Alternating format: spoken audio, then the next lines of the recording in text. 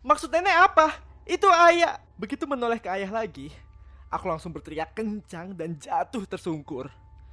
Wajah ayah berubah hancur. Darah jatuh berceceran. Pun kedua tangannya buntung. Nenek langsung menarik tanganku menjauh masuk ke kamar. Ia balik lagi ke depan sana. Entah untuk apa. Diam di situ. Jangan gerak, titah nenek. Aku yang penasaran pun diam-diam mengintip di balik pintu. Nenek terdengar mengumpat, mengusir sosok yang menyerupai ayah itu dengan bentakan dan bahasa kasar. Aku tak tahu artinya, karena menggunakan bahasa Jawa. Setelahnya, nenek menutup pintu rapat-rapat. Ia berjalan mendekati kamarku. Gegas aku berlari menuju ranjang dan berpura-pura tidur. Kukira ada apa. Ternyata nenek hanya mengelus rambut dan mematikan lampu. Ia keluar kamar. Perasaanku masih tak nyaman. Baru kali ini melihat hantu yang sangat menyeramkan. Jantung berdebar kencang. Karena tak bisa tertidur, aku menelpon Daisy untuk menemani. Namun, sepertinya dia sudah tertidur lebih dulu. Panggilan tak terjawab. Tuk, tuk, tuk. Suara itu berasal dari atas atap. Aku terdiam sejenak karena takut. Lantas berlari keluar kamar dan memanggil nenek. Namun, langkahku terhenti di ambang pintu. Kulihat wanita tua itu duduk di lantai, bersandar di ranjang sambil memeluk figura. Ia menangis tanpa suara. Kangen. Hanya itu yang terdengar dirinya. Hatiku ikut teriris. Kakek dan nenek sudah bersama cukup lama. Lalu maut memisahkan cinta mereka. Nek, udah mau tengah malam. Bobok ya, nanti mahnya kambuh. Ucapku sambil mengelus tangan yang mulai keriput itu. Nggak bisa, Ndu. Hati nenek nyeri. Nenek kangen, katanya. Air mata tak bisa kutahan lagi. Aku ikut menangis bersama nenek. Menangisi kepergian kakek yang begitu tiba-tiba dan mengenaskan.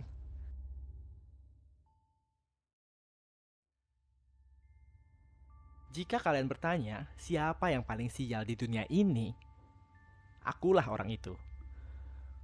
Aku tidak sempat melihat jenazah kakek untuk terakhir kalinya. Ialah yang paling menyayangi dan selalu membela jika aku dimarahi ayah. Sekarang, ia telah pergi untuk selamanya. Kudekati bunda yang masih berkabung. Ia memeluk erat-erat baju koko kesayangan kakek itu. Tetesan air mata telah membasahi kain yang bunda dekap sejak tadi. Ingin bertanya, apa penyebab kematian kakek? Tapi rasanya sekarang bukanlah waktu yang tepat. Akhirnya aku menghampiri ayah yang melamun di depan teras. Ia menatap deretan kursi yang digunakan untuk acara tahlilan kemarin. Ya, Lisa boleh tanya sesuatu? Iya, tanya apa nak? Suara ayah begitu halus. Senyuman tipis dengan tatapan yang kosong. Menandakan kehilangan yang begitu perih baginya. Kakek meninggal kenapa ya? Lisa tanya ke nenek dan bunda. Mereka nggak mau jawab. Ayah terdiam sesaat, lalu menyuruhku duduk di pangkuannya. Ya, meskipun saat ini telah menginjak usia ke-22 tahun, ayah tetap memperlakukanku layaknya anak kecil. Nanti Om Agus datang ke sini. Minta cerita sama dia aja. Dia juga tahu kok. Kenapa Om Agus? Oh iya, nanti kalau kamu nemu uang di jalan, jangan langsung diambil. Langkahi 3 kali bolak-balik dulu, baru ambil, terus masukkan ke kotak amal. Kata ayah yang membuatku keheranan. Emang kenapa ya? Ayah tak menjawab. Ia hanya menunjuk warung makan baru yang letaknya persis di depan rumah kami. Aku saja baru menyadari ada warung baru di seberang sana. Karena tak mendapat jawaban memuaskan, aku beranjak masuk kamar dan sesekali menengok nenek. Ia masih bersedih rupanya. Malam tiba. Aku sengaja tidur lebih awal. Ayah dan nenek masih sibuk membersihkan barang-barang sisa tahlilan. Perutku terasa nyeri dan badan agak hangat. Nenek pun menyuruh agar istirahat lebih cepat. Namun, ketika hendak membuang sampah di luar, tiba-tiba ku dengar bunyi gebrakan di atap. Sontak berteriak memanggil ayah dan ia pun datang. Aku menunjuk pohon pisang di samping rumah. Tadi sepertinya melihat ada bayangan sekelebat berwarna hijau pekat. Di sana ya, serem banget, kataku. Ayah memintaku menunggu di sini dan dia pergi memeriksa. Namun, lagi-lagi aku penasaran dan ikut diam-diam. Astagfirullah, Allahu Akbar. Teriak ayah begitu makhluk jelek itu muncul di hadapan kami. Buto hijau. Sosok menyeramkan yang tinggi, besar dengan mata merah dan gigi taringnya. Kakinya saja seukuran batang pohon pisang. Ia berdiri dan menggeram, seakan menakuti kami berdua. Mendadak datanglah Mbak Vika, tetangga sebelah kiri rumah yang sedang hamil. Ia memegang tanganku kuat-kuat sambil menangis. Aku yang keheranan terus bertanya, ada apa? Namun ia tak merespon, malah semakin histeris sambil memukul perutnya. Mbak, sadar mbak, kasihan bayinya, ucapku sambil menahan tangan Mbak Vika. Sakit, sakit, katanya. Ayah, ini gimana? Aku ikutan panik dan rasanya ingin menangis juga. Jeritan Mbak Vika seiring geraman dari Buto Ijo. Makhluk itu terus bergelut dengan ayah. Ia kepanasan karena ayah membaca ayat suci. Mbak Vika terbaring lemas di pangkuanku. Mungkin bunda dan nenek mendengar bising di luar, kemudian menghampiri kami. Mbak, sadar mbak, tanyaku. Tangannya lemas menyentuh pipi kananku lalu tak diduga. Ia menyakar hingga berdarah. Aku langsung mendorong tubuhnya dan berdiri menahan sakit.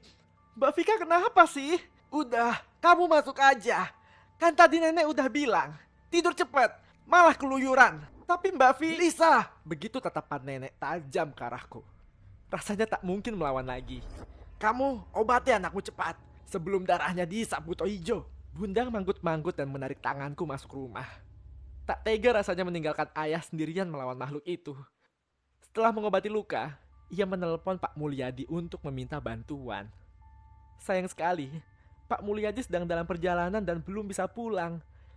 Bunda menghela napas dan meminta ikut membaca doa agar ayah menang melawan makhluk tersebut.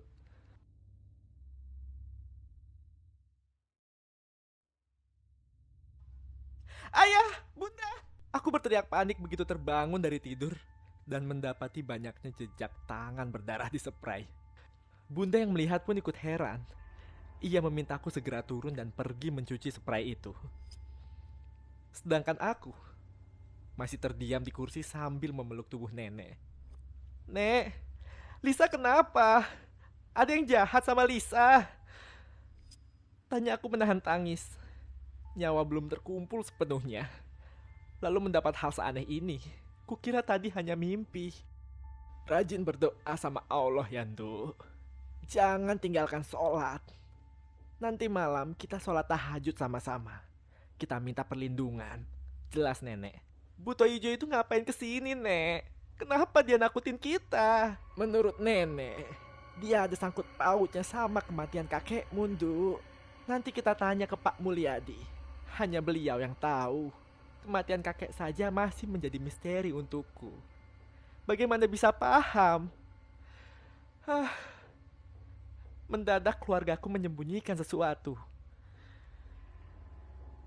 Sekilas aku melirik keluar jendela dan tiba-tiba muncul tulisan berwarna merah. Kamu akan mati. Siapa? Aku?